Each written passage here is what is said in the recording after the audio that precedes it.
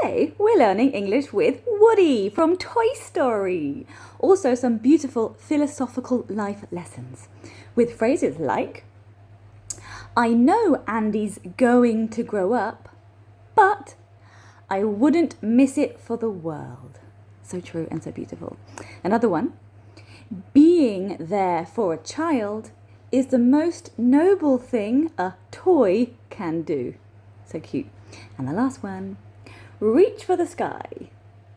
So what can we learn from Woody? Thank you, Woody. First for the English, okay? So future form is very important. All of my students say will, because it's easy, it's one word and it's the future. Yes, it makes sense and we can use it. But there are other future forms for a reason in English, como en español, like in Spanish, okay? It's the same, but in Italian you only have one, I think, so it's maybe more difficult for the Italians. Is going to grow up, okay? So will is used when it's generally, there are other ways, but the main reason is when you're deciding something in this moment, okay? So I will help you. I see that you need help. I will help you. I will do it. Now I'm deciding, okay? Or if it rains, we will stay at home, okay? It's a consequence, or we will decide in that moment.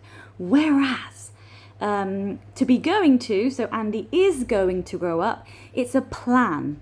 It's something that's already planned in the sense it happens. Everyone grows up, okay? We're kids and we grow up. It's something that we don't decide in that moment, okay? So hopefully that's clear. I have done other videos on the future form, but just to give you a quick summary. And then the conditional form with miss. So I wouldn't miss it for the world. Miss is often confused with lose in English because in Italian and Spanish you'd use a perder, perdere, which translates normally to lose. Lose in English is used when you can't find something. So, oh, where are my keys? I've lost them. Okay, I can't find them. I don't know where they are.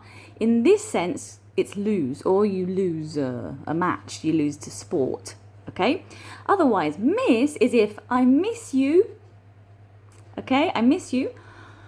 Or if you miss an opportunity, okay? Or an appointment or something, you can't be there.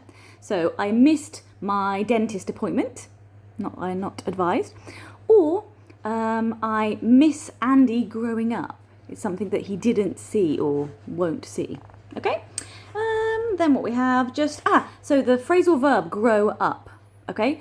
Often students use grow up incorrectly. Grow up is something that only children do. Children are children and then they grow up, literally. Okay?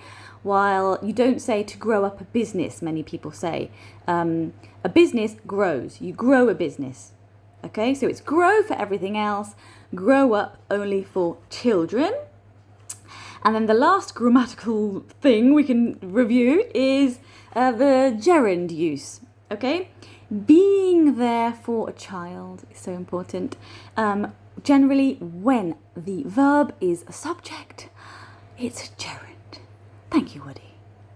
So what philosophical life lesson can Woody teach us? Well, in my opinion, tell me what you think. I think even if something is brief or fleeting in English, passes very quickly, it's important to live it to the full, enjoy it even though you know it won't be there for long, carpe diem, live the moment, and to live in the present moment as much as we can.